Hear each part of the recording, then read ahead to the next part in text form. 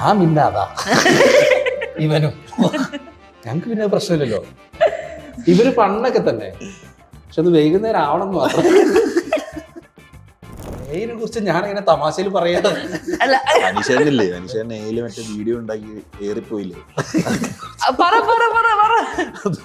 അതെ, പരീക്ഷ നടത്തിയപ്പം ഇത് VFX ചെയ്യാൻ പറ്റുള്ളൂ. അപ്പൊ ഇത് ഒരു സിംഗിൾ ക്ലിക്കിൽ കിട്ടിയപ്പോ ആൾക്കൊരു കൗതുകം.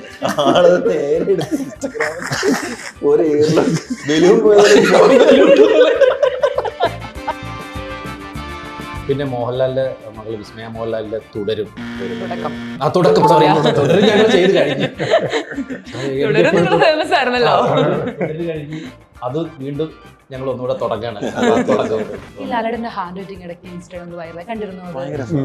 അത് അങ്ങനെ തന്നെയാണോ എന്റെ ഹാൻഡ് റൈറ്റിംഗ്? അതെ, ആള് കൈപ്പൂരത്തിൽ റിസർച്ചിങ് ഒക്കെ ഉണ്ട്. പക്ഷെ അതിൽ എന്തൊക്കെയോ പുള്ളി ചെയ്തുകൊണ്ടിരിക്കുകയാണ് ആക്ച്വലി. അപ്പൊ ആ കൂടെ ഞങ്ങൾ ഇങ്ങനെ ഒരു സജഷനും കൂടെ പറഞ്ഞപ്പോഴത്തേക്കും ആളത് വൻ ഹൈയായി ഇതിലും പരിപാടി. ഹായ് എവരിവൺ, ഇന്ന് മീഡിയം ഷോമോളിനൊപ്പം ആക്ടറും അതുപോലെ തന്നെ യെല്ലോ ടൂത്തിന്റെ ഫൗണ്ടറുമായിട്ടുള്ള അനീഷ് ഗോപാലാണ്. സോ വെൽക്കം ടു മീഡിയം ഷോമോൾ. അനീഷ് ചേട്ടാ ഒന്ന് പരിചയപ്പെടുത്തുവരുണ്ട്. തീർച്ചയായിട്ടും. ഇത് എൻ്റെ കമ്പനി ഡയറക്ടറാണ്, എൻ്റെ പാർട്ണറുമാണ്, എൻ്റെ ഒരുപാട് വർഷത്തെ സുഹൃത്തുമാണ്.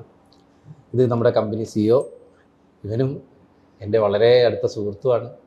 എത്രയോ വർഷങ്ങളായിട്ട് എൻ്റെ കൂടെ ഈ യെല്ലോ ടൂത്തിന്റെ യാത്രയിൽ കൂടെ ഉണ്ടായിട്ടുള്ള ഒരാളാണ്. വിമൽ എബ്രഹാം, ഇത് അമൽ.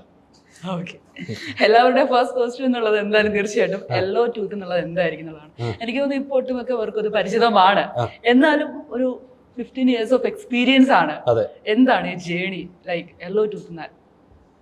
യെല്ലോ ടൂത്ത്സ് ഞാൻ ഡിസൈനിങ് എന്ന് പറയുന്ന ഒരു പരിപാടിനെക്കാട്ടും കൂടുതൽ ആക്ടിങ്ങിലേക്ക് വരികയായിരുന്നു. ആ സമയത്ത് ശ്രീനാഥ്, സെക്കൻഡ് ഷോൻ്റെ ഡയറക്ടർ ശ്രീനാഥാണ് പറഞ്ഞത്, ബിനിയും പറഞ്ഞു എൻ്റെ അടുത്ത്, നീ ഈ പടത്തിന് ഡിസൈൻ ചെയ്യുന്നു. അപ്പം ഞാൻ വിചാരിച്ചു ഈ 2 തോണിയിൽ കാല് വെച്ച് കഴിഞ്ഞാൽ പിന്നെ അങ്ങ് പോകുമല്ലോ എന്ന് ഞാൻ വിചാരിച്ചു. പക്ഷേ കഴിഞ്ഞ 15 വർഷമായിട്ട് ഞാൻ അഭിനയിക്കുന്നുണ്ട്, അതുപോലെ തന്നെ സിനിമയിൽ നിൽക്കുന്നുണ്ട്. അവിടുന്ന് ഞാനൊരു ഒറ്റയ്ക്ക് തുടങ്ങിയിട്ടുള്ളൊരു ജേണി, എൻ്റെ കൂടെ അതേ വൈബുള്ള, ഞാൻ പറഞ്ഞില്ല ഇതൊക്കെ സഹോദരൻ എന്ന് പറയുന്ന രീതിയിലേക്ക് വരുന്നത്, ഇതും എൻ്റെ സഹോദരനാണ്. ഇവരാരും ഞങ്ങളൊരു കമ്പനിയായിട്ട് കാണില്ല. പിന്നീട് അങ്ങോട്ട് ഒരു 1, 2 ആയി, 3 ആയി, 4 ആയി, ഒരേ വൈബുള്ള ഒരുപാട് പേര് ചേർന്ന് ഇന്ന് ഏകദേശം ഒരു 80-85ഓളം പേര് ഇപ്പോൾ ഇവിടെ വർക്ക് ചെയ്യുന്നുണ്ട്. ഒരു 85 കുടുംബമുള്ള ചെറിയൊരു അണുകുടുംബത്തിൽ നിന്ന് ഞങ്ങളൊരു വലിയൊരു കൂട്ടുകുടുംബമായിട്ട് മാറി. അതിൽ ഭയങ്കര ഹാപ്പിയാണ്. ഒരു 15 വർഷമൊക്കെ നമ്മളൊരു ഇൻഡസ്ട്രിയിൽ പിടിച്ചു നിൽക്കുക എന്ന് പറയുന്നത് വലിയൊരു ജേണി തന്നെയാണ്. അതെ, എനിക്ക് ചോദിക്കാനുള്ളത്, ഈ സിനിമ ചെയ്യുമ്പോൾ നമുക്ക് അതിൽ നിന്ന് റെസ്പോൺസ് കിട്ടും അല്ലേ? അതെങ്ങനെ ഉണ്ടായിരുന്നു അഭിനയത്തിനെ പറ്റിയൊക്കെ? ആ ഒരു റെസ്പോൺസ് ആണോ അതോ ഒരു ഡിസൈൻ ചെയ്തൊരു സിനിമയുടെ പോസ്റ്റർ ഡിസൈൻ ചെയ്ത് പുറത്ത് വരുമ്പോൾ കിട്ടുന്ന റെസ്പോൺസ് ആണോ? ഏതാണ് ഹൈ അനീഷ്? എനിക്ക് അത് രണ്ടും ഒരു ത്രാസിലിട്ട് കഴിഞ്ഞാൽ എനിക്ക് ഏകദേശം ഒരേ ബാലൻസ് ചെയ്യാൻ പറ്റുള്ളൂ. മറ്റേത് ആർട്ടാണ്. അതായത് ഒരു പോസ്റ്റർ നമ്മൾ ചെയ്ത്, അതായത് ഒരു വൈറ്റ് പേപ്പറിലിരുന്ന് നമ്മളൊരു ആർട്ട് ക്രിയേറ്റ് ചെയ്ത് വന്ന്, അപ്പം നമുക്കിതുവരെ അങ്ങനെ വലിയ നെഗറ്റീവ്സ് ഒന്നും ഇതുവരെയായിട്ട് വന്നിട്ടില്ല. പക്ഷെ അത് കഴിഞ്ഞ് ഇവരെല്ലാവരും പറയും, എടാ പോസ്റ്റർ നന്നായിട്ട് ഇരുന്നോ, എടാ അടിപൊളിയായിട്ടുണ്ട്. അപ്പം ഞാൻ കുട്ടിക്കാലത്ത് വരയ്ക്കുകയാണെങ്കിൽ ആ വരച്ച സാധനം അച്ഛനും അമ്മയ്ക്ക് കാണിച്ചു കൊടുക്കുമ്പോൾ നന്നായിട്ടുണ്ടല്ലോ എന്ന് പറയുമ്പോൾ ഉണ്ടാകുന്ന ഒരു സുഖമുണ്ട്. ഒരു ഇതൊക്കെയാണ് ഞങ്ങളൊക്കെ ഡോപ്പമൈൻ, ഇതൊരു ഹൈ ആവുന്ന സാധനം. അഭിനയിച്ചു കഴിഞ്ഞാലും ഇതേ സാധനം, എടാ നന്നായിട്ടുണ്ട്, വളരെ നന്നായിട്ടുണ്ട് എന്ന് പറയും. അത് രണ്ടിനും ഞാൻ ഒരേപോലെ കാണുള്ളൂ. അത് രണ്ടും ഹൈ ആണ്. അത് കിട്ടിക്കഴിഞ്ഞാൽ അതിന് വേണ്ടിയിട്ട് തന്നെയാണ് നമ്മളിവിടെ ഈ ഡിസൈനിങ് മേഖലയിൽ പിടിച്ചിരിക്കുന്നത്. നമുക്ക് മലയാള സിനിമ മാത്രമല്ല, തമിഴും തെലുങ്കും കന്നഡയും ഒക്കെ താണ്ടി പോയിരിക്കുകയാണ്. ലൈക്ക് ഇപ്പൊ ചത്താപ്പച്ച എടുക്കുകയാണ്, അനോമി, അങ്ങനെ 2026 ഒട്ടുമിക്ക സിനിമകളുടെ ഭാഗമാണ് നിങ്ങള്. ലൈക്ക് ഇനി വരാനിരിക്കുന്ന നമ്മൾ എക്സൈറ്റ് ചെയ്തിരിക്കുന്ന പടങ്ങൾ ഏതൊക്കെ? തെലുങ്കിൽ രവിതേജന്റെ ഒരു പടമുണ്ട്, സിനിമ ചെയ്യുന്നുണ്ട്. ആക്ച്വലി നമ്മളിപ്പം കൂടുതലും ഫോക്കസ് ചെയ്തിട്ടുള്ളത് ഹൈദരാബാദാണ്. കാരണം അവിടുന്ന് നമുക്ക് ആക്ച്വലി ഇപ്പോൾ അറൗണ്ട് ഒരു 9 to 10 മൂവീസ് നമ്മളിപ്പോൾ കറന്റ് ചെയ്യുന്നുണ്ട്. അതെല്ലാം നമുക്ക് ഡിസ്ക്ലോസ് ചെയ്യാൻ പറ്റത്തില്ല, എന്തൊക്കെയാണെന്നുള്ളത് ഡിസ്ക്ലോസ് ചെയ്യാൻ പറ്റത്തില്ല. അപ്പോൾ പക്ഷെ നമുക്ക് എക്സൈറ്റിംഗ് ആയിട്ടുള്ള കുറച്ച് മൂവീസ് നമുക്ക് മലയാളത്തിൽ ഉടനെ വരുന്നുണ്ട്. വാഴ 2 വരുന്നുണ്ട്, അത് നമ്മളാണ് ചെയ്യണത്. അതേപോലെ തന്നെ അതേപോലെ ധൂമകേതു വരുന്നുണ്ട്, അതേപോലെ സന്തോഷ് ട്രോഫി വരുന്നുണ്ട്. അങ്ങനെ പിന്നെ ലാലേട്ടന്റെ പടം തീർച്ചയായിട്ടും ലാലേട്ടൻ തരുൺമൂർത്തി പുറത്ത് നടക്കുന്നുണ്ട്, പിന്നെ മോഹൻലാലിന്റെ മകള് വിസ്മയ മോഹൻലാലിന്റെ തുടരും വരുന്നുണ്ട്. തുടക്കം തുടരും ഞങ്ങൾ ചെയ്ത് കഴിഞ്ഞു. ഫേമസ് ആയിരുന്നല്ലോ. തുടര് കഴിഞ്ഞ് അത് വീണ്ടും ഞങ്ങൾ ഒന്നുകൂടെ തുടങ്ങാണ്. എല്ലാ പോസ്റ്ററും ബ്രില്യൻസ് ആണല്ലേ. എന്തെങ്കിലും ബ്രില്യൻസ്. ഓക്കെ, ഈ ക്വസ്റ്റ്യൻ ആൻസറിൽ നിന്ന് നമുക്ക് മാറി നമുക്ക് റാപ്പിഡ് ഫയറിലേക്ക് പോവുകയാണെങ്കിൽ, ഓക്കെ, ഇപ്പം ഓരോ സിനിമയുടെ പോസ്റ്റർ ഇറങ്ങും അല്ലെങ്കിൽ ഫസ്റ്റ് ലുക്ക് പോസ്റ്റർ ഇറങ്ങും, നിങ്ങൾ ഒരുപാട് ബ്രില്യൻസ് ആണ് തുറപ്പിച്ചിട്ടുണ്ടാവും. എന്തായാലും നിങ്ങളുടെ സ്റ്റോറിയുടെ ലൈൻ കേട്ടിട്ടുണ്ടാവും അല്ലേ, സ്റ്റോറി ലൈൻ കേട്ടിട്ടുണ്ടാവും അല്ലേ. അപ്പൊ അത് കഴിഞ്ഞിട്ട് ബിഹൈൻഡ് ദ സ്റ്റോറീസ് തീർച്ചയായിട്ടും ഉണ്ടാവും. ഞാൻ കുറച്ച് സിനിമകൾ പറയാം, അത്തരത്തില് നിങ്ങൾക്ക് ഒരു സ്റ്റോറി പറയാനായിട്ടുണ്ടാവും. ഇപ്പൊ തുടക്കം എടുക്കുകയാണെങ്കിൽ വിസ്മയ മോഹൻലാലിന്റെ എൻട്രി ആണ്, ലൈക്ക് എല്ലാവരും കാത്തിരിക്കുന്ന ഒരു സിനിമയുമാണ്. അതിലേക്ക് എങ്ങനെയായിരുന്നു എത്തിപ്പെട്ടിട്ടുണ്ടായിരുന്നു? ഇത് ജൂഡാനിനെയാണ് 2018 എന്നുള്ള സിനിമ കഴിഞ്ഞപ്പം. കാരണം ഇത്രയും ആർട്ടിസ്റ്റുകളുള്ള ഒരു സിനിമ എങ്ങനെ ബ്രില്യൻ്റ് ആയിട്ട് കാണിക്കാം, കാരണം എല്ലാവർക്കും ഇമ്പോർട്ടൻ്റ് ഉണ്ട്. ഇങ്ങനെയാണ് ഞങ്ങളൊരു കേരളത്തിൻ്റെ മാപ്പ് പോലെ ചെയ്തിട്ട് അതിലിങ്ങനെ എല്ലാവരെയും വെച്ചു. അപ്പോൾ എല്ലാവർക്കും ഇമ്പോർട്ടൻ്റ് കിട്ടി. അങ്ങനെ ആ സിനിമ ചെയ്തതിന് ശേഷം പിന്നെ ജൂഡ് നമ്മളെടുത്ത എല്ലാ പടങ്ങളും നമ്മളായിട്ട് ഡിസ്കസ് ചെയ്യുന്നു. അപ്പോൾ ഇങ്ങനെ ഒരു പടം വന്നപ്പം എന്നെ വിളിക്കുന്നു. ഇവിടെ ഉണ്ടായിരുന്ന വിവേക്, അതുപോലെ തന്നെ വരുൺ, ജോമോൻ, അങ്ങനെ ഒരു ടീമുണ്ട്. നമ്മൾ ഇതല്ല കേട്ടോ ടീം, ഞങ്ങൾ അവരെ പ്രതിനിധികളായിട്ട് വന്നിരിക്കുന്നു മാത്രമേ ഉള്ളൂ. ഞങ്ങളൊരു വൻ ടീമുണ്ട്, ഓരോരുത്തരും ഓരോ രീതിയിൽ സ്പെഷ്യലൈസ് ചെയ്തിട്ടുള്ള ടീം. തുടക്കത്തിൽ സൂക്ഷിച്ച് നോക്കിക്കഴിഞ്ഞാൽ അതിൻ്റെ ഉള്ളിൽ തന്നെ ഞങ്ങൾ കുറേ സാധനങ്ങൾ ഒളിപ്പിച്ച് വെച്ചിട്ടുണ്ട്. മിനിമലായിട്ട് ടൈപ്പോഗ്രഫിയിലുണ്ട്, പോസ്റ്ററിലുണ്ട്. ആക്ച്വലി പറയാൻ പറ്റുന്ന ഒരു കാര്യം എന്ന് വെച്ചിട്ടുണ്ടെങ്കിൽ നമ്മൾ അതിനകത്തൊരു ടാഗ് കൊടുത്തിട്ടുണ്ട്, അതായത് വിസ്മയ മോഹൻലാൽ എന്നുള്ളത്. അത് ആക്ച്വലി ലാലേട്ടൻ തന്നൊരു ഗിഫ്റ്റാണ്. കാരണം ആൾക്കത് ഭയങ്കര എന്താണ്, ആളുടെ മോളുടെ പടമാണ്. അപ്പം ജൂഡേട്ടനാണെങ്കിലും ആ ഒരു ഹൈ ഉണ്ടായിരുന്നു. അപ്പൊ അവരത് പ്രോപ്പർലി ലാലേട്ടനോട് എക്സിക്യൂട്ട് ചെയ്ത് അങ്ങനെ ഒരു സംഭവം നമുക്ക് കിട്ടി. ഇതേപോലെ ഞങ്ങൾക്ക് ഒരു ഓപ്പർച്യൂണിറ്റി കിട്ടിയതാണ് ഹൃദയപൂർവ്വത്തിന്. അതിന്റെ ടൈറ്റിൽ ചെയ്ത് തന്നത് ലാലേട്ടനാണ്. അന്ന് എനിക്ക് ഇപ്പോഴും ഓർമ്മയുണ്ട്, ലാലേട്ടനോട് ക്യാരവാനില് ആള് എഴുതി തരും, ആള് നമ്മുടെ അടുത്ത് ചോദിക്കും. അപ്പൊ ആള് തന്നെ പറയുന്നത് ഞാനൊന്നും കൂടി ഇംപ്രൂവൈസ് ചെയ്യാം. തീർച്ചയായിട്ടും അത് നമുക്ക് കളയാൻ പറ്റുന്നല്ലോ. തീർച്ചയായിട്ടും ആദ്യം ഞങ്ങൾ ആളോട് ശരിക്കും ചോദിച്ചു, ആളുടെ ഒപ്പ് പോലൊരു സംഭവം ചെയ്തു തരാമോ എന്നാണ്. അപ്പം ആള് തന്നെ പറഞ്ഞു എന്റെ ഒപ്പിനേക്കാളും നല്ലതായിട്ട് ഞാൻ വേറെ ചെയ്യാം. അതെ,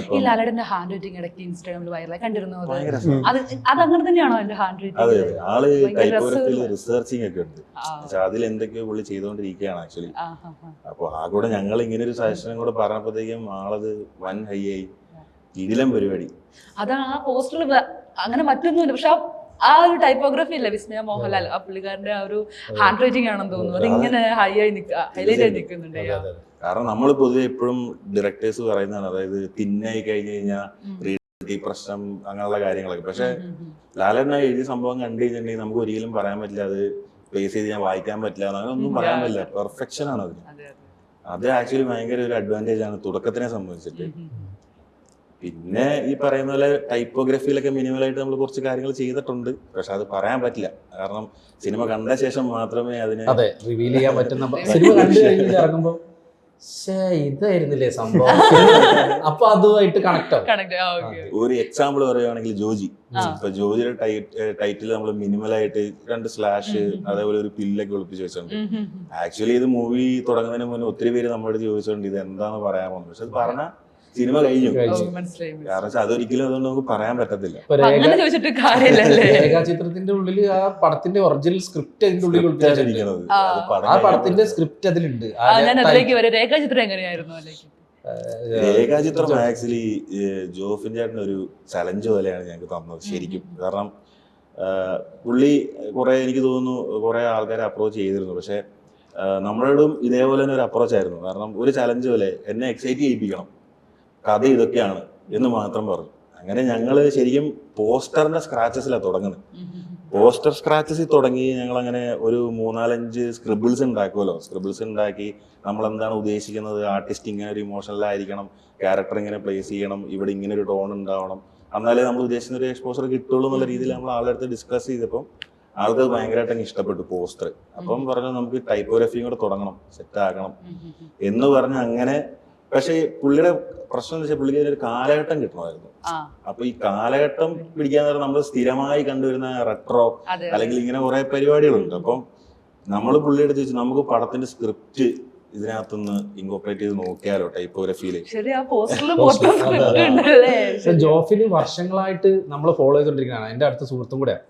അപ്പൊ അവൻ ഓരോ വർഷങ്ങളായിട്ട് ഇവൻ ഇത് അപ്ഡേറ്റ്, അത് നമ്മളെ ഓരോ വർക്കും അവൻ ശ്രദ്ധിച്ചുകൊണ്ടിരിക്കുന്നത്. അതെ, തീർച്ചയായിട്ടും വർഷങ്ങളായിട്ട് അവൻ ശ്രദ്ധിച്ചുകൊണ്ടിരിക്കുന്നുണ്ട്. അപ്പം ഇവിടെ വന്ന സമയത്തും എൻ്റെ അടുത്ത് വിളിച്ചു പറഞ്ഞു, അനുഷേട്ടാ ഇത്രയേ ഉള്ളൂ, എനിക്ക് വെല്ലോടത്തിൻ്റെ ഭയങ്കര ഇഷ്ടമാണ്, അപ്പം ഞാനൊരു സാധനം അങ്ങ് വിശ്വസിച്ച് ഏൽപ്പിക്കുകയാണ്.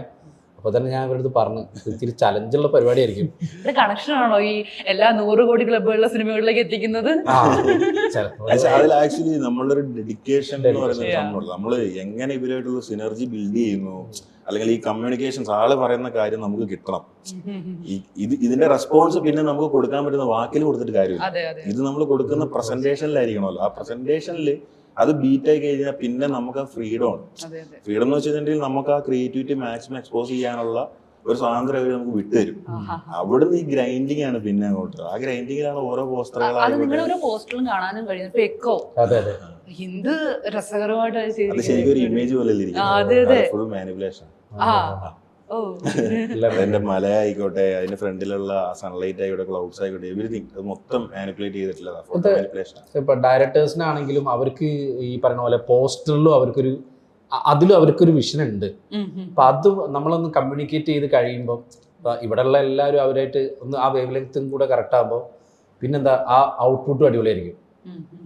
ഇപ്പോൾ തന്മൂർത്തി ആയിക്കോട്ടെ, അല്ലെങ്കിൽ ജോഫിനായിക്കോട്ടെ, അല്ലെങ്കിൽ ഡിൻജിത്ത് ആയിക്കോട്ടെ, ഡിജിത്തിന്റെ കഴിഞ്ഞ പടവും നമ്മൾ തന്നെയാണ്, കിഷ്കിന്ദകാന്ഡം നമ്മുടെ അടുത്തേക്ക് വന്നു. അപ്പോൾ ആ കാര്യത്തിലൊക്കെ അവർക്ക് ഓൾറെഡി വീക്ഷണം ഉള്ളതുകൊണ്ട് സുഖമാണ് നമുക്ക് വർക്ക് ചെയ്യാനായിട്ട്. അത് സ്റ്റില്ല് കൊണ്ട് തന്ന് ആ പോസ്റ്റർ ചെയ്യുമെന്ന് പറയുമ്പോൾ നമുക്കത് പലപ്പോഴും ഭയങ്കര പാളിപ്പോകും. നമ്മളും അത് പ്രിഫർ ചെയ്യാറില്ല. നമ്മൾ പറയും നമുക്ക് വ്യക്തമായിട്ടൊരു ധാരണ തരണം. കാരണം ആദ്യ കാലഘട്ടങ്ങളിലൊക്കെ എന്ന് പറയുന്നത് നമുക്ക് ഇതിനകത്തൊരു ബുദ്ധിമുട്ടുണ്ട്. കാരണം അവർ ഡയറക്ടേഴ്സ് ആണ്. അപ്പൊ അവരുടെ അടുത്ത് നമുക്ക് എത്തിപ്പെടാൻ എന്ന് പറയുന്നത് ഭയങ്കര ബുദ്ധിമുട്ടായിരുന്നു. കാരണം പിന്നെ ഈ പറയുന്ന പോലെ നമ്മുടെ ക്വാളിറ്റി നമ്മൾ അച്ചീവ് ചെയ്ത് വരുമ്പം നമുക്ക് അവർ സത്യം പറയുന്ന ഒരു ബ്രീത്തിങ് സ്പേസ് തരുമല്ലോ. ആ ഒരു സാധനത്തില് നമ്മൾ ഈ പറയുന്ന ഇവരായിട്ടുള്ള ഒരു ചെറിയൊരു ഫ്രണ്ട്ഷിപ്പ് പോലെ നമുക്ക് ഉണ്ട്. അപ്പൊ ആ ഒരു സിനർജിയാണ് ശരിക്കും ഇത്ര നല്ല ഔട്ട്പുട്ട്സ് തരുന്നത്. അവരുടെ കോർപ്പറേഷനോട് ഉള്ളതുകൊണ്ടാണ്. കോർപ്പറേഷൻ ഇല്ലെങ്കിൽ നമുക്ക് ഒരിക്കലും നമ്മൾ പിന്നെ ക്വാളിറ്റി താഴോട്ട് പോകാനും ഒട്ടും ഞങ്ങൾ നിൽക്കാറില്ല. ഏറ്റവും എന്തെങ്കിലും പുതിയത് എന്തെങ്കിലും കൂടുതൽ എല്ലാവരും റിസർച്ച് നടത്തിക്കൊണ്ടിരിക്കും. ഇപ്പോൾ AI വന്ന സമയത്താണെങ്കിലും AIനെ ഏറ്റവും കൂടുതൽ യൂസ് ചെയ്തുകൊണ്ടിരിക്കുന്ന ആൾക്കാരാണ് ഞങ്ങൾ ഇപ്പോൾ തെലുങ്കിലും തമിഴൊന്നും പോയി ഞങ്ങൾ മാർക്കറ്റ് ചെയ്തിട്ടില്ല. അവിടെ നിന്ന് ഇങ്ങോട്ട് കോൾസ് വരിക ചെയ്യുന്നത്. കാരണം ഓൾറെഡി നമ്മൾ എന്താ വെച്ചാൽ നല്ല നെല്ലുണ്ടെങ്കിൽ എലി എവിടുന്ന് വരുന്നില്ല. നല്ല സിനിമകൾ തന്നെ അതിനൊരു ഘടകമാണ്. കാരണം ആലോചിക്കും മഞ്ഞുമൽ ബോയ്സിന് എക്സ്പോഷറായി പ്രേമലു അത് ചിദ്ദു ബ്രോ ആക്ച്വലി ഭയങ്കര ഡീറ്റെയിലിങ്ങും ക്വാളിറ്റിയുടെ ഒരാളാണ് ചിദംബരം ആക്ച്വലി. അപ്പം പുള്ളി നമുക്ക്, അതായത് പുള്ളി നമ്മളോട് ആവശ്യപ്പെട്ടെന്ന് വെച്ചാൽ പുള്ളിക്കും ഉണ്ടായിരുന്നു ഈ ഒരു കാലഘട്ടം ഉണ്ട്. പക്ഷെ എല്ലാവരും ഈ പറയുന്ന പോലെ കാലഘട്ടം എങ്ങനെ അഡാപ്റ്റ് ചെയ്യാന്ന് ചോദിച്ചു കഴിഞ്ഞാൽ ഒന്നെങ്കിൽ പഴമ കൊണ്ടുവരുന്ന പറയുന്ന പരിപാടിയാണ്. അപ്പം ആള് ശരിക്കും ഇങ്ങനെ ഒരു സജഷൻ പോലെ നമുക്ക് ക്യാമറ സംബന്ധമായിട്ട് എന്തെങ്കിലും ഒന്ന് ആലോചിച്ച് നോക്കിയാലെന്നൊക്കെ. അങ്ങനെയാണ് നിക്കോന്റെ ആ കാലഘട്ടത്തിലുള്ള ഒരു ക്യാമറയിൽ നമ്മൾ ഫോട്ടോസ് എടുത്ത് ആ ഫിലിമിൽ വരുന്ന ഒരു ഔട്ട്പുട്ട് ഉണ്ടാവും. ആ ഔട്ട്പുട്ടിന്റെ ടോണാണ് ആക്ച്വലി മൊത്തം പോസ്റ്ററിലുള്ളത്. അപ്പൊ അവരെല്ലാവരും ചായക്കടയിൽ ചായ കുടിച്ചിരിക്കുന്നത്, അല്ലെങ്കിൽ നമ്മുടെ ബാൽക്കണിയിൽ അവരെല്ലാവരും നിൽക്കും. ആ ഫോട്ടോസിന്റെ ഒക്കെ ടോണിങ് ആയിക്കോട്ടെ, എല്ലാ കാര്യങ്ങളും കോമ്പോസിഷൻസും അലൈൻമെന്റും ബാലൻസ് എല്ലാം ആ ക്യാമറയിൽ നമ്മളൊരു ഫോട്ടോ ഔട്ട്പുട്ട് എങ്ങനെ നമ്മളത് കണ്ടു കഴിഞ്ഞാൽ നമ്മൾ വിചാരിക്കും ഒറ്റ സ്റ്റില്ലാണ്. അത് ഒറ്റ സ്റ്റില് മാനിപ്പുലേഷനാണ്. നമ്മൾ കണ്ടിരിക്കുമ്പോ ഇതിലെന്ത് പ്രത്യേകിച്ച് ഒരു ഫോട്ടോ എടുത്ത് കളർ ഗ്രേഡ് ചെയ്ത് തന്നിരിക്കുന്നു അല്ല. അതിലിരുന്ന് പലരും ഇത്രയും ഗ്രൂപ്പ് ഫോട്ടോ എടുക്കുമ്പോൾ ചിലത് കണ്ണടച്ചു, ചിലർ ഇങ്ങോട്ട് തിരിഞ്ഞിരിക്കുന്നുണ്ടാവും.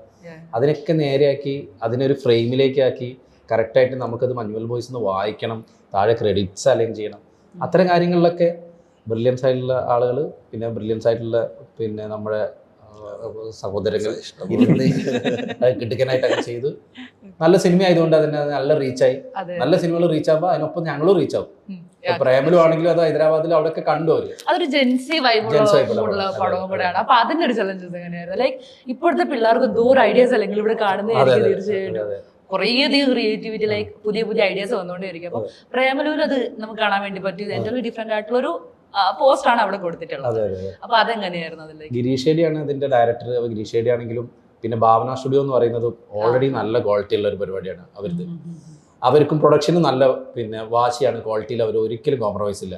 ഹൈദരാബാദിൽ ഞങ്ങൾ ഒരു ഫ്ലൈറ്റ് എടുത്തിട്ട് അവിടെ നിന്ന് പോയത്. ഞങ്ങൾ അവിടെ പോയി സ്റ്റുഡിയോയിൽ അവരെല്ലാവരും ഉണ്ടായിരുന്നു. അവിടുത്തെ ഒരു സ്റ്റുഡിയോയിൽ ഞങ്ങളെ കൊണ്ട് വെച്ചാൽ അത്രയും എഫേർട്ട് ആ പ്രൊഡക്ഷൻ എടുക്കും. കാരണം അവർക്ക് ഔട്ട് ഒരു പോസ്റ്റർ അല്ലെങ്കിൽ ഇന്നത് എന്നുള്ളതൊന്നുമില്ല. അവർ ക്വാളിറ്റി കോംപ്രമൈസ് ചെയ്യാത്ത ആൾക്കാരാണ്. അപ്പോൾ അതുകൊണ്ട് തന്നെ നമ്മൾ അവിടെ വെച്ച് നിങ്ങൾ തന്നെ വരണം, നിങ്ങൾ വന്നിട്ട് അവിടെ വന്നിട്ട് ഞങ്ങൾ ഫോട്ടോഷൂട്ട് എടുത്തിട്ട് ഞങ്ങൾ അവിടെ നിന്ന് തിരിച്ച് വന്നിട്ടാണ്. വെച്ചാൽ ഓൾറെഡി റെഫറൻസ് ഇവിടുന്ന് ടീംസ് എല്ലാം കൂടെ കൊടുത്തിട്ടുണ്ടായിരുന്നു.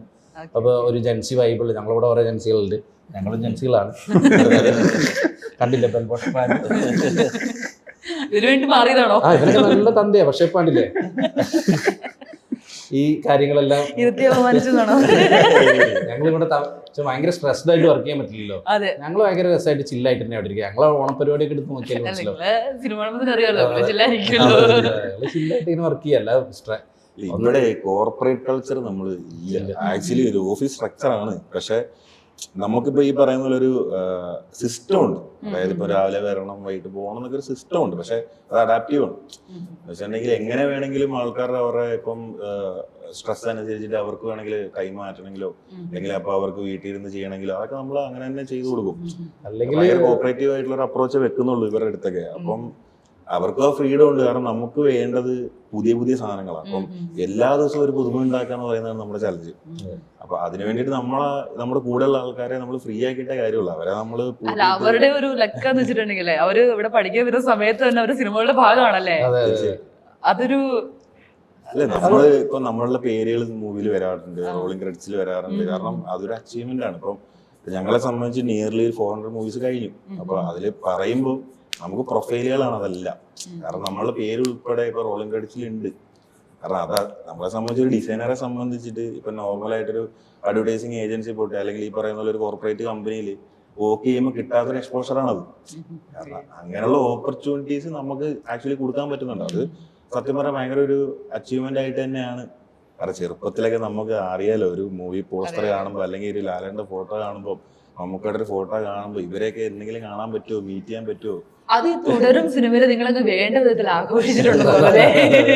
അത് കാണാൻ പറ്റുമോ എന്നുള്ളൊരു എക്സൈറ്റ്മെന്റ്, എന്തോരം പോസ്റ്റേഴ്സ് ഇറങ്ങിയിട്ടുള്ളത് നിങ്ങൾ. അതെങ്ങനെയായിരുന്നു തുടരും സിനിമയിലേക്കുള്ള? അത് ചില പ്രൊഡക്ഷനുകൾക്കും ചില ഡയറക്ടേഴ്സിന് നിർബന്ധമുണ്ട്. അതായത് തുടക്കം തൊട്ട് അവസാനം വരെയുള്ള പോസ്റ്ററുകൾ ഒരേ മീറ്ററിൽ പോകണം എന്നുള്ളതും ഒരേ ക്വാളിറ്റി വേണം എന്നുള്ളതും. കാരണം ലാലേട്ടൻ അതിനകത്ത് ഇങ്ങനെയാണെന്നുള്ളത് എന്തുകൊണ്ട് പൊതുജനെ അറിഞ്ഞില്ല എന്ന് ചോദിച്ചു കഴിഞ്ഞാൽ അത് ഈ ഏജൻസിയുടെ അകത്ത് മാത്രം നിന്നോണ്ടാ. അതേസമയം അത് മറ്റ് പലയിടത്തായിട്ട് ഇങ്ങനെ കിടന്നിട്ടുണ്ടായിരുന്നെങ്കിൽ അതേക്ക് ഓൾറെഡി റിവീൽ ആയി പോയേനെ. അത് മൊത്തം നമ്മൾ കാണുമ്പോൾ എന്താണ് ഒരു സ്റ്റില്ലായിട്ടാണ് വിചാരിക്കുക. അതിന്റെ ബ്രേക്ക് ഡൗൺസ് ഒക്കെ ഞങ്ങൾ പുറത്തോട്ടുണ്ടായിരുന്നു. കാരണം എല്ലാം വേറെ വേറെ സ്റ്റില്ലുകളാണ്. ഇപ്പം ഫസ്റ്റ് ലുക്ക് ഇറങ്ങിയ സമയത്ത് ലാലേട്ടനെ കൊച്ചിന് പിടിച്ച ഒരു സ്കൂൾ വിട്ട് ഇറങ്ങുന്ന ഒരു ഫോട്ടോ ഉണ്ട്. അതിന്റെ ബ്രേക്ക് ഡൗൺസ് ഞങ്ങൾ ഇറക്കിയിട്ടുണ്ടായിരുന്നു ഇൻസ്റ്റാഗ്രാമിൽ. അതേപോലെ ലാലേട്ടൻ പേപ്പർ വായിക്കുന്ന സാധനം എല്ലാം അത് ഒരു സ്റ്റില്ലല്ല. അത് കാണുമ്പോൾ നമ്മൾ വിചാരിക്കും ഓ ഇതിപ്പോൾ എന്ത് ഒറ്റ സ്റ്റിൽ എടുത്തല്ലേ. പക്ഷെ അതെല്ലാം മാനിപ്പുലേഷൻ ചെയ്ത് കളർ ഗ്രേഡ് ചെയ്ത് എടുത്തിട്ടുള്ള വർക്ക് ചെയ്തിട്ടുള്ള പോസ്റ്റേഴ്സ് ആണ് അതെല്ലാം. അടിപൊളി തന്നെ. നമ്മള് സെറ്റിലൊക്കെ കാണാൻ ചെല്ലുമ്പോൾ ആള് ഭയങ്കര ഹാപ്പിയാണ്. നമ്മളോട് കോപ്പറേറ്റ് ചെയ്യുന്ന ആൾക്കൊരു മടി ഉണ്ടായിരുന്നില്ല. കാരണം ഇതിന് ശേഷം ഞങ്ങൾ ഹൃദയപൂർവ്വം ചെയ്യുന്നു. അപ്പൊ ആൾക്ക് ഞങ്ങളെ അറിയാം. അപ്പൊ അത് സത്യം പറയാൻ നമുക്ക് ഭയങ്കര സന്തോഷമാണ്. കാരണം ലാലേട്ടനെ പോലെ ഒരു വ്യക്തി നമ്മളെ മനസ്സിലാക്കി എന്ന് പറയുമ്പോൾ ഒരു സാധനം ഉണ്ടല്ലോ, അത് ശരിക്കും പറയാൻ ഭയങ്കര ഹൈ ആണ്. പിന്നെ നമുക്ക് അങ്ങോട്ട് വർക്ക് ചെയ്യാന്ന് പറഞ്ഞു കഴിഞ്ഞാൽ അത് എക്സൈറ്റ്മെന്റ് കാണാനുണ്ട്. ഓക്കെ, നിങ്ങൾ ഇപ്പൊ ലാലേട്ടൻ കഴിഞ്ഞപ്പോ ടർബോ മമ്മൂക്കയുടെ അതെങ്ങനെയായിരുന്നു ടർബോയിലേക്കുള്ള? മമ്മൂക്ക് ഭയങ്കര ഇൻട്രസ്റ്റിംഗ് ആണ് ശരിക്കും. കാരണം മമ്മൂക്ക് തന്നെ മമ്മൂക്ക ഫസ്റ്റ് ലുക്ക് വരുന്ന സമയത്ത് മമ്മൂക്ക അവിടെ നമ്മൾ സെറ്റിൽ ചെല്ലുന്ന മമ്മൂക്കനെ പോസ്റ്റേഴ്സ് ഒക്കെ കാണിക്കണം. മമ്മൂക്കൊക്കെ അഭിപ്രായങ്ങൾ ഉണ്ടാവും. ആ അഭിപ്രായങ്ങൾ നമ്മൾ വൈശാഖനായിട്ട് കമ്മ്യൂണിക്കേറ്റ് ചെയ്യും. അപ്പൊ രണ്ടുപേരും കൂടെ അവര് തമ്മിലൊരു തീരുമാനത്തിലെത്തും. അങ്ങനെ നമ്മൾ കറക്ഷൻസ് ഒക്കെ തീർക്കും. മമ്മൂക്ക വ്യക്തിപരം ഈ പറയുന്ന ഡിസൈനിലൊക്കെ നമുക്കവിടെ അഭിപ്രായങ്ങൾ പറയും. അത് ഭയങ്കര രസമാണ്. ആള് ഈ പറയുന്ന പോലെ തന്നെ അന്ന് എനിക്ക് തോന്നുന്നു 1-2 തവണയൊക്കെ ആളെ കണ്ടതിന് ശേഷം ഒരു ടീഷർട്ട് കൊടുത്തേക്കെന്നൊക്കെ പറഞ്ഞ് ടീഷർട്ട് ഒക്കെ കിട്ടിയായിരുന്നു. കാരണം നമ്മളെ സംബന്ധിച്ച് പറയുമ്പോഴേ നമ്മള് സ്ഥിരം സെറ്റിൽ വർക്ക് ചെയ്യുന്ന ആൾക്കാരല്ലല്ലോ. ശരിക്കും പറഞ്ഞാൽ ഒരു ഏജൻസി മൂഡിൽ ഇങ്ങനെ വർക്ക് ചെയ്ത് പോകുമ്പോൾ ശരിക്കും ആ ഒരു എക്സ്പോഷറും നമുക്ക് ഭയങ്കര സന്തോഷമാണ്. കാരണം ആ ഒരു എനർജിയാണ് ശരിക്കും നമുക്ക് സത്യം പറഞ്ഞാൽ വർക്ക് ചെയ്യാൻ ഒരു ഈ പറയുന്ന എക്സ്റ്റസി എന്ന് പറയില്ലേ, ആ ഒരു സംഭവം. ലാലേട്ടനാണെങ്കിലും മമ്മൂക്കയാണെങ്കിലും അവര് എല്ലാ ഏരിയയിലും അവർക്ക് അതിനെക്കുറിച്ച് നല്ല നോളജ് ഉണ്ട്. അവര് പോസ്റ്ററിൽ എന്നല്ല, പോസ്റ്ററിൽ എന്ത് വേണമെന്ന് അവർക്കും വ്യക്തമായിട്ട് ടൈറ്റിൽ അല്ലെങ്കിൽ ഇതാണ് ഒരു പോസ്റ്റർ ഡിസൈനറും കൂടെ അവർക്ക് അതൊക്കെ അറിയാം. കറക്റ്റായിട്ട് അവരത് പറയും. അത് ചോദിക്കും. അതായത് ചെന്ന വഴിക്ക് നമ്മളിങ്ങനെ പരിചയപ്പെടാൻ ചെല്ലൂല്ലോ. അപ്പം ആളുടെ അറിയാലോ, അത് മൊത്തം ആൾക്കാരൊക്കെ ചുറ്റും നിൽക്കുമായിരിക്കും. അപ്പൊ നമ്മള് ഇങ്ങനെ ഒരു രീതിയിലാണ് ചെല്ലുക. അപ്പം അതിൽ തന്നെ പുള്ളി ഞാൻ കൈ നീട്ടിയപ്പോ തന്നെ ഞാൻ ഞെട്ടി. ചൈക്കാൻ്റെ കൊടുത്ത് നീയാണോ ചെയ്യുന്നത്, ആരൊക്കെ ഉണ്ട്? അപ്പൊ എന്നോട് 2 നമ്മുടെ ഡിസൈനേഴ്സ് ഉണ്ട്, ജോമോനും വരണൊക്കെ ഉണ്ട്. അപ്പൊ അവരെല്ലാം പരിചയപ്പെടുത്തി. അപ്പൊ ആൾക്ക് ഇതിനകത്ത് ഭയങ്കര ഹൈ, നിങ്ങൾ എങ്ങനെ ഉദ്ദേശിക്കുന്നത് എന്നൊക്കെ ചോദിച്ച് അതിന്റെ സ്റ്റില്ല് കാര്യങ്ങളെ കുറിച്ചൊക്കെ പുള്ളിക്ക് ഒരു ധാരണയുണ്ട്. അതെല്ലാ ദിവസവും പുള്ളി നോക്കും. അങ്ങനെ പുള്ളി ഫോട്ടോഗ്രാഫറെ വിളിച്ച് പുള്ളിയുടെ ഫോട്ടോസ് എല്ലാം പുള്ളി നോക്കും. വ്യക്തമായ ധാരണയോടുകൂടി തന്നെയാണ് ആള് മുന്നോട്ട് പോകുന്നത്. ലാലേട്ടനെ സംബന്ധിച്ച് ലാലേട്ടനും അതെ അങ്ങനെ തന്നെയാണ്. ഇപ്പൊ എനിക്ക് തോന്നിച്ചിട്ടുണ്ട് നമ്മളിപ്പോ നമുക്കൊരു ഡ്രീം ഉണ്ടാവും ടൂതിനെ സംബന്ധിച്ച് ഇന്ന ആളോട് വർക്ക് ചെയ്യണമെന്ന്. നിങ്ങൾ മലയാളത്തില് വലിയ 2 ബിഗംസുമായിട്ട് നിങ്ങൾ ഓൾറെഡി വർക്ക് ചെയ്തു. നിങ്ങളൊരു ആഗ്രഹം ഇനി ആരുമായിട്ട് വർക്ക് ചെയ്യണം എന്നുള്ളതാണ്. ചെറിയ അപ്രോച്ചുകളൊക്കെ വെച്ചിട്ടുണ്ട്. എവിടെയൊക്കെയാണ്, ആരെടുത്താണ്? ഞങ്ങൾ ആദ്യം പിന്നെ വിചാരിച്ചെന്ന് വെച്ചാല് പണ്ടേ ഞാൻ പറയുന്ന ഒരു 8 വർഷം മുന്നേ നമുക്ക് കേരളത്തിലെ നമ്പർ 1 ആവണം. അത് കഴിഞ്ഞ് ഞാൻ പറഞ്ഞു സൗത്ത് ഇന്ത്യയിലെ നമ്പർ 1 ആവണം. അതായത് ഇന്ത്യയില് ഇനി നമുക്ക് ഹോളിവുഡാണ് ഞങ്ങളുടെ ലക്ഷ്യം. ഇവിടുത്തെ കഴിഞ്ഞ ആഗ്രഹങ്ങൾ നിൽക്കുന്നില്ല. ആഗ്രഹങ്ങൾ ഞങ്ങൾ വെച്ചതേ ഉള്ളൂ. ഞങ്ങൾക്ക് ഹോളിവുഡിൽ സിനിമകൾ വന്നു തുടങ്ങി. തീർച്ചയായിട്ടും അത് ഞങ്ങൾ അനൗൺസ് ചെയ്യാൻ പോണേ ഉള്ളൂ.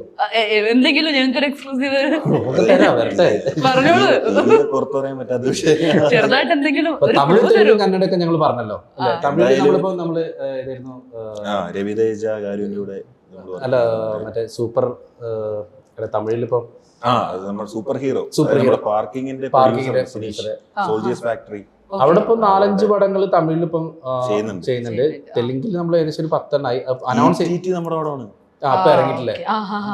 റീസെന്റ് ഹിറ്റ് ആയിട്ടുള്ള ഹോളിവുഡ് കിടക്കാൻ എന്തെങ്കിലും ഒരു ക്ലൂ. എന്തായാലും അധികം സ്ക്രീനിൽ വരാത്ത ഒരാളാ. ഇപ്പം റീസെന്റ് ആയിട്ട് ഒന്ന് സ്ക്രീനിൽ കാണുന്നില്ല. പക്ഷെ ആള് തിരിച്ചൊരു വരവുണ്ട്. എന്താണ് ആയിട്ടില്ലല്ലോ. എഗ്രിമെന്റ് ഉണ്ട്. ഞങ്ങളിലൂടെ പുറത്തു വിടും. ഓക്കെ നോക്കിപ്പം ഞാൻ ഫണ്ണായിട്ട് ചോദിക്കുകയാണ് കേട്ടോ, സീരിയസ് ആയിട്ടുള്ള ക്വസ്റ്റ്യൻ അല്ല.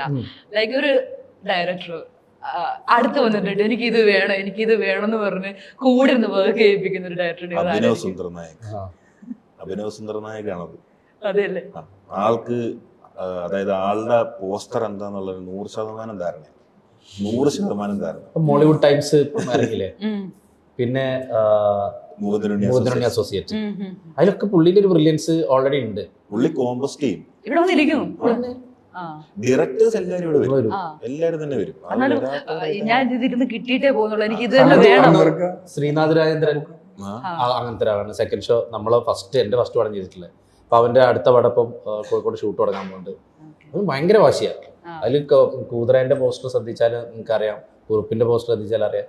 അത് എനിക്ക് കിട്ടണം എന്നുള്ള വാശി ശ്രീനാഥിനും സൂതി മാഡിസൺ പിന്നെ പ്രാവിൻകൂടി ഷാപ്പൊക്കെ ചെയ്യുന്ന സമയത്ത് അൻവർക്ക ഇവിടെ വന്നിരിക്കും. ഞാൻ ഇത്രയും വലിയ ചോട്ടാ മുംബൈയൊക്കെ ചെയ്ത് വലിയൊരു ഒരു ഭീകര ഡയറക്ടർ എല്ലാ ദിവസവും. അതായത് ആള് പടത്തിൽ സെറ്റിൽ പോകുന്ന പോലെ നമ്മുടെ ഓഫീസിലെ ആളുടെ പടത്തിന്റെ ആൾക്ക് സാറ്റിസ്ഫൈ ആവുന്ന ഒരാൾ ചെയ്യിപ്പിക്കും. അത് ശരിക്കും നമുക്കൊരു ബുദ്ധിമുട്ടല്ല, പക്ഷെ കാരണം നമ്മളും അതിൽ ലേൺ ചെയ്യും. അതല്ലേ ഇവരുടെ പോയിന്റ് ഓഫ് വ്യൂ എന്താന്നുള്ളത് നമ്മൾ മനസ്സിലാക്കുകയാണല്ലോ. കാരണം നമ്മൾ ചിന്തിക്കാത്ത ഒരു എക്സ്ട്രീമില് ഇവർ ചിന്തിച്ചിട്ട് ആ ഔട്ട്പുട്ടിന് വേണ്ടിട്ട് നമ്മളെ കൊണ്ട് ഇവർ പുഷ് ചെയ്യിക്കുക. ആ സമയത്ത് ശരിക്കും ഇവരുടെ ടൂള് പോലെയാണ് നമ്മള്. പക്ഷെ ആ ഔട്ട്പുട്ട് വരുമ്പോൾ ഇതിന്റെ ഹൈ നമുക്ക് കിട്ടും. അപ്പൊ നമുക്ക് മനസ്സിലാവും ഇത് വേറൊരു എക്സ്ട്രീം ആണ്. അപ്പൊ അമ്പുക്കൊക്കെ ശരിക്കും അതിന് വേണ്ടിയിട്ട് നന്നായിട്ട് മെനക്കെടും. കാരണം അമ്പുക്ക ഇട്ടുകൊടുക്കൂല, ഔട്ട്പുട്ട് എടുപ്പിക്കും. കാരണം അത് ആളുടെ ഒരു നല്ല ക്വാളിറ്റി തന്നെയാണ്. പക്ഷെ ഭയങ്കര സൗഹൃദമാണ്. നമുക്ക് അതിലൊരു കോംപ്ലിമെന്റ് കിട്ടിയിട്ടുണ്ടായിരുന്നു. കാരണം നമ്മുടെ അനുരാഗ് കശ്യപ് ഒരു പോസ്റ്റ് ഇട്ടിട്ടുണ്ടായിരുന്നു. അതായത് ഈ പ്രാവൻകൂടി ഷാപ്പിന്റെ പോസ്റ്റ് ഇട്ടിട്ട് പറഞ്ഞു നിങ്ങൾ മലയാളികൾ എന്താണ് കഴിക്കുന്നത് എന്ന് ചോദിച്ചിട്ട് ഒരു പോസ്റ്റ് ഇട്ടിട്ടുണ്ടായിരുന്നു. അത് ഭയങ്കര സോഷ്യൽ മീഡിയയിലൊക്കെ ഭയങ്കര ഹിറ്റ് ആയിരുന്നു. നമുക്ക് കിട്ടിയ ഭയങ്കര കോംപ്ലിമെന്റ് ആയിരുന്നു. കാരണം അദ്ദേഹത്തിന്റെ പോലത്തെ ഒരു വ്യക്തിയൊക്കെ അങ്ങനെ പറയാന്ന് പറഞ്ഞാല് നല്ല ഭയങ്കര കോംപ്ലിമെന്റ് ആയിരുന്നു നമുക്ക് കിട്ടിയത്. ഇപ്പം നമ്മൾ പറഞ്ഞു കൂടി ഇരുന്ന് ചെയ്യിപ്പിക്കുന്നത്. ഇനി ലൈക്ക് നിങ്ങളിത് ചെയ്തോളൂ, ഞാൻ ഇത് സ്റ്റോറി ലൈൻ പറഞ്ഞല്ലേ, നിങ്ങൾ ചെയ്തു തരും, വേറെ അധികം അപ്രോച്ച് ഒന്നുമില്ല. ജസ്റ്റ് നിങ്ങളെ വിശ്വസിക്കാന്നല്ല, ചെയ്തു തരുന്നുള്ള കോൺഫിഡൻസ് തന്നിട്ട് പോകുന്നത്. വിപിൻ ചേട്ടൻ ചിദംബരം ബ്രോ അങ്ങനെയാണ് സ്റ്റോറി ലൈൻ. അതെങ്ങനെയാ നിങ്ങൾ ഇതിലേക്ക് എത്തി? കാരണം ഒരു വിനയ് ഗോവിന്ദ് രേഖാചിത്രം എന്നുള്ളൊരു മൂവി, ആ ഹോൾ മൂവി നിങ്ങൾ പോസ്റ്റർ ഒളിപ്പിച്ചിട്ടുണ്ട്. അപ്പൊ നിങ്ങൾ ആ ഹോൾ മൂവി അറിഞ്ഞിരിക്കണം അല്ലേ? അതെങ്ങനെ നിങ്ങൾ സ്റ്റോറി ഫുള്ള് കംപ്ലീറ്റ് എല്ലാ സിനിമകളിലും? ഞങ്ങൾക്ക് ഇപ്പോൾ ഇറങ്ങാൻ പോണ കുറെ സിനിമകളെ കഥ ഞങ്ങൾക്ക് അറിയാം, എല്ലാ സ്റ്റോറിയും ഞങ്ങൾക്ക് അറിയാം. പക്ഷെ ഞങ്ങളുടെ അടുത്ത് അത്രയും കോൺഫിഡൻസിലാണല്ലോ അവർ പറയുന്നത്. അപ്പൊ ആ ഒരു ഞങ്ങൾ ഇവിടുന്ന് ആരും ഞങ്ങളെ ടീം അല്ലാതെ വേറെ ആരും അതിനെ കുറിച്ച് ഡിസ്കസ് ചെയ്യുക പരിപാടികൾ ഉണ്ടാവില്ല. ടീം മെമ്പേഴ്സ് എന്ന് പറയുമ്പോൾ നമുക്ക് ഓഫീസിൽ ശരിക്കും സെപ്പറേഷൻസ് ഉണ്ട്. അതായത് സിനിമേന്റെ ഒരു സെപ്പറേഷൻ ഉണ്ട്. ആ സെപ്പറേഷനിൽ ആരും തന്നെ വേറെ ആരും നമ്മൾ കേട്ടില്ല. കാരണം വെച്ചാൽ അവിടെ ഈ പറയുന്ന പോലെ എക്സ്പീരിയൻസ്ഡ് ആയിട്ടുള്ളവരും നമുക്ക് അതേപോലെ തന്നെ ട്രസ്റ്റ് വർത്തി ആയിട്ടുള്ള ആൾക്കാരെ മാത്രമേ മെയിൻ ആൾക്കാർക്ക് മാത്രമേ നമ്മളത് കഥ ഒന്ന് ടൈറ്റിൽ ഡിസൈൻ ചെയ്യുന്ന വരുൺ, പിന്നെ ജോമോൻ, പിന്നെ ഞാൻ, ഇവൻ, അങ്ങനെ കുറച്ച് ആൾക്കാർക്ക് മാത്രമേ ആ കഥ ഞങ്ങൾക്ക് അറിയുള്ളൂ. അതുകൊണ്ട് തന്നെ ഞങ്ങളുടെ അടുത്ത് ഇവിടെ എല്ലാ കാര്യങ്ങളും ഇവിടെ തന്നെ ഉണ്ടാവും ചെയ്യും. അത് അറിഞ്ഞാലേ നമുക്ക് ഇതിപ്പോ ചെയ്യാൻ പറ്റും, ഏത് ജോണറാണ് എന്നുള്ളത് അറിയണ്ടേ. അപ്പൊ ആ പോസ്റ്റർ കണ്ടിട്ടില്ല പറഞ്ഞാൽ ഇത് ഹൊറർ മൂവിയാണ്, ഇത് ഫൺ പടമാണ്, ഇതൊരു ഫെസ്റ്റിവൽ പടമാണ്, ഇതൊരു ത്രില്ലർ പടമാണെന്ന് നമ്മളൊരു ഫസ്റ്റ് ലുക്ക് വിടുമ്പോഴാണല്ലോ അറിയുന്നത്. ഇപ്പൊ ഞങ്ങള് ഇത് മാത്രമല്ല കേട്ടോ ചെയ്യുന്നത്. ഞങ്ങൾ വിചാരിക്കുന്നത് ഞങ്ങൾ വെറും പോസ്റ്റർ മാത്രം ചെയ്യുന്ന ഒരു ടീമല്ല. നമുക്ക് ശരിക്കും 2 വെർട്ടിക്കൽസ് ഉണ്ട്. അതായത് ഇപ്പൊ ഫിലിം എന്ന് പറഞ്ഞൊരു വെർട്ടിക്കൽ മാത്രമാണ്. നമുക്ക് അടുത്തൊരു കോർപ്പറേറ്റ് സെഗ്മെന്റും കൂടി നമ്മൾ ഹാൻഡിൽ ചെയ്യുന്നുണ്ട്. ഇപ്പൊ ഫിലിം എന്ന് പറയുമ്പോൾ സിനിമ മാറിക്കൊണ്ടിരിക്കുക. ഇപ്പൊ നമ്മൾ പോസ്റ്ററിൽ മാത്രമല്ല ഇപ്പൊ നിൽക്കുന്നത്. ഇപ്പൊ നമ്മള് മോഷൻ ചെയ്യുന്നുണ്ട്, AI ചെയ്യുന്നുണ്ട്. അപ്പോ ഒരുപാട് മോഷൻ വീഡിയോ ഇപ്പൊ നമ്മള് ലേറ്റസ്റ്റ് റിലീസ് ആയിട്ടുണ്ടായിരുന്നു, അത് നമ്മളാണ് ചെയ്തത്. ഇപ്പൊ ഇറങ്ങുന്ന സിനിമകളിലൊക്കെ തന്നെ ആ ഒരു മോഷൻ കൂടുതൽ ഹൈലൈറ്റ് ചെയ്യുന്നുണ്ടോ? നമ്മളിപ്പോ ലിറിക്കൽ, അതുപോലെ തന്നെ മോഷൻ, അതുപോലെ തന്നെ അനിമേഷൻസ്. ഇപ്പം നമ്മള് ടോട്ടൽ ഉദ്ദേശിക്കുന്നത് വെച്ചിട്ടുണ്ടെങ്കിൽ ഇപ്പം മൂവി പോസ്റ്റർ ചെയ്യുമ്പോൾ നമുക്ക് മുമ്പ് എന്ന് പറഞ്ഞിട്ടുണ്ടെങ്കിൽ സോഷ്യൽ മീഡിയ ആയിക്കോട്ടെ ടെക്നോളജി അത്രയും വളർന്നിട്ടില്ല. ഇപ്പൊ നമ്മളൊരു ആനിമേഷൻ ചെയ്ത് കഴിഞ്ഞിട്ടുണ്ടെങ്കിൽ ഇതിപ്പം അത്ര ഈസി ആയിരുന്നില്ല നമുക്ക് ഫേസ്ബുക്കിലോ അല്ലെങ്കിൽ ഇൻസ്റ്റാഗ്രാമിലോ ഇത് അപ്ലോഡ് ചെയ്ത് ഇത്രയും വ്യൂസോ അല്ലെങ്കിൽ ഈ പറയുന്ന റീച്ച് ഉണ്ടാക്കാന്ന് പറയും. പക്ഷെ ഇപ്പം എന്ന് വെച്ചിട്ടുണ്ടെങ്കിൽ അതൊരു പ്രശ്നമല്ല. കാരണം പോസ്റ്റർ ആയാലും വീഡിയോ ആയാലും ഇത് അപ്ലോഡിങ് ആയിക്കോട്ടെ ഡൗൺലോഡിങ് ആയിക്കോട്ടെ ഇതിനൊന്നും ഒരു പ്രശ്നമല്ല. ആൾക്കാർക്ക് എല്ലാവരും യൂസേജും ഉണ്ട്, കാരണം ഇത് യൂസ് ചെയ്യാത്ത ആൾക്കാരില്ല. അപ്പം നമ്മളും അതിനനുസരിച്ച് വളരുക എന്ന് പറയുന്ന ഒരു സംവിധാനം ഉണ്ടല്ലോ. അപ്പൊ നമ്മൾ പോസ്റ്റർ മാത്രം ചെയ്യുന്നതിനപ്പുറത്തോട്ട് നമ്മുടെ ക്രിയേറ്റിവിറ്റിയിൽ ഒരു പോസ്റ്ററിനെ നമ്മൾ ആനിമേഷനിലോട്ട് കൊണ്ടുവന്നാൽ അതിന് എത്രത്തോളം മാറ്റം ഉണ്ടാക്കാൻ പറ്റും, ആ സിനിമയ്ക്ക് അത് എത്രത്തോളം ഉപകാരപ്പെടും എന്നുള്ളത് നമ്മൾ കമ്മ്യൂണിക്കേറ്റ് ചെയ്യാണ്. അതിനിപ്പോ AI ഒക്കെ വന്നതോടുകൂടെ നമുക്ക് കുറച്ചും കൂടെ ഈസിയായി എന്ന് പറഞ്ഞാൽ എല്ലാം അറിഞ്ഞിരിക്കണം. അഡ്വാൻറ്റേജും ഡിസഡ്വാൻറ്റേജും വരണില്ലേ? ഉണ്ട്.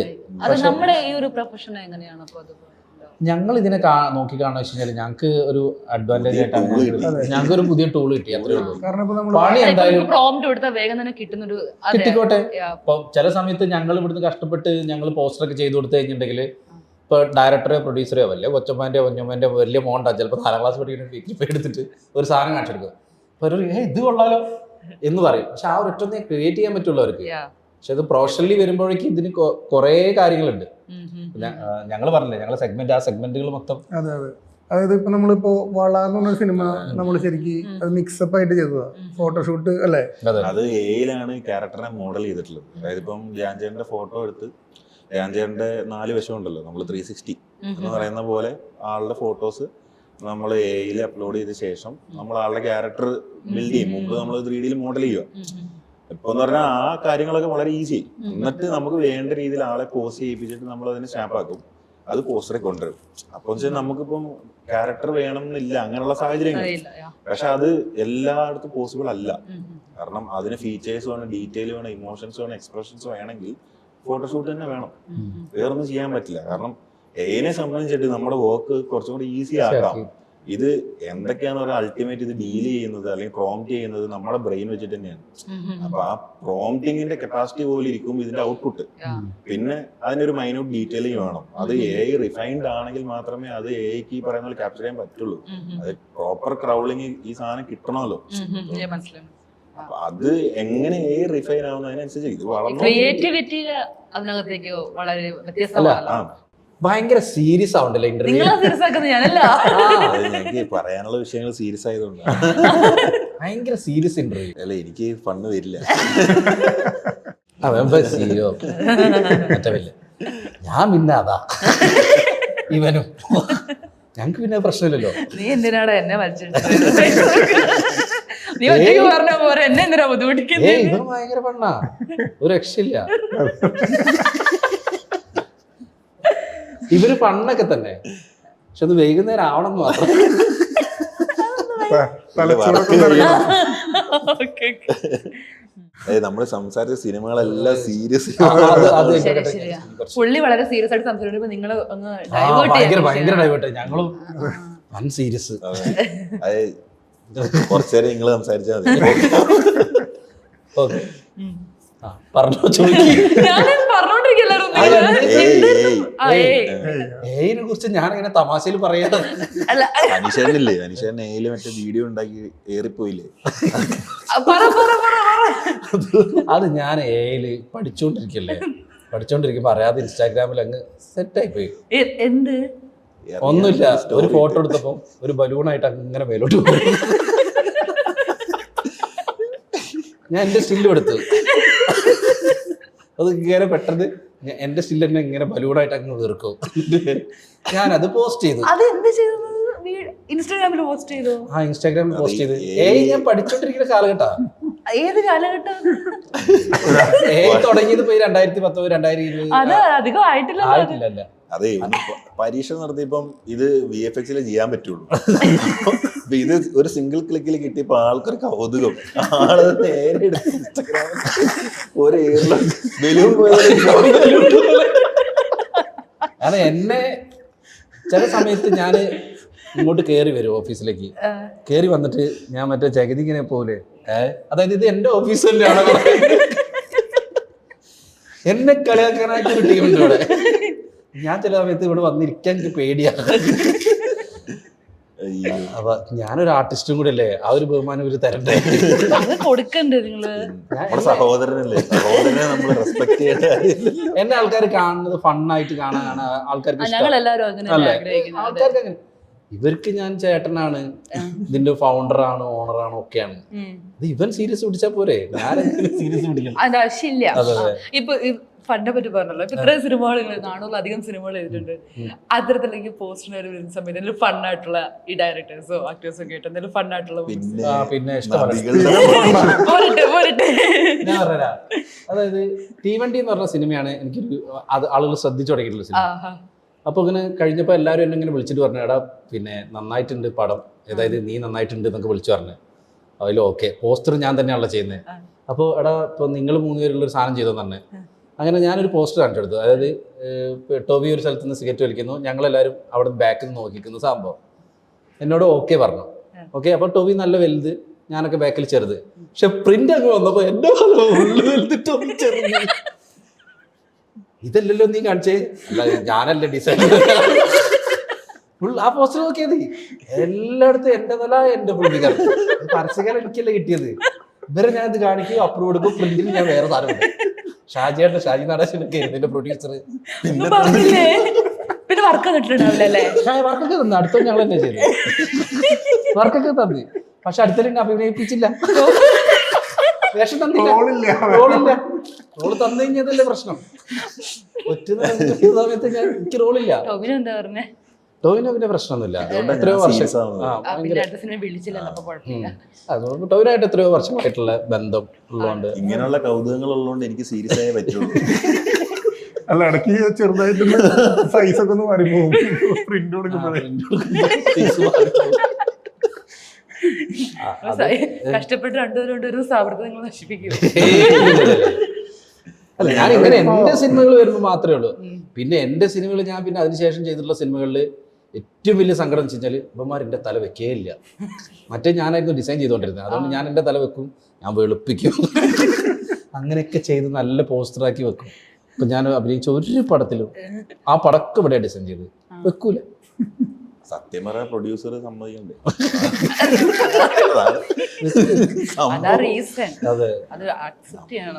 നമുക്കത് പറയാൻ പറ്റില്ലല്ലോ. നമ്മള് പിന്നെ ഒരു നയത്തിലൊക്കെ അടുത്ത പോസ്റ്ററിലുണ്ട്, അടുത്ത പോസ്റ്റർ അടുത്തടുത്ത് നാളെ നീളെ അപ്പോഴേക്കും തിയേറ്ററിൽ നിന്നൊക്കെ പോയിട്ടുണ്ടാവും പടം. അങ്ങനെയുള്ള കുറെ സംഭവങ്ങള് അത് പറയുകയാണെങ്കിൽ കുറേ കാര്യങ്ങൾ പറയാണ്ട്. ചോദിച്ചോ. 15 വർഷമായല്ലോ.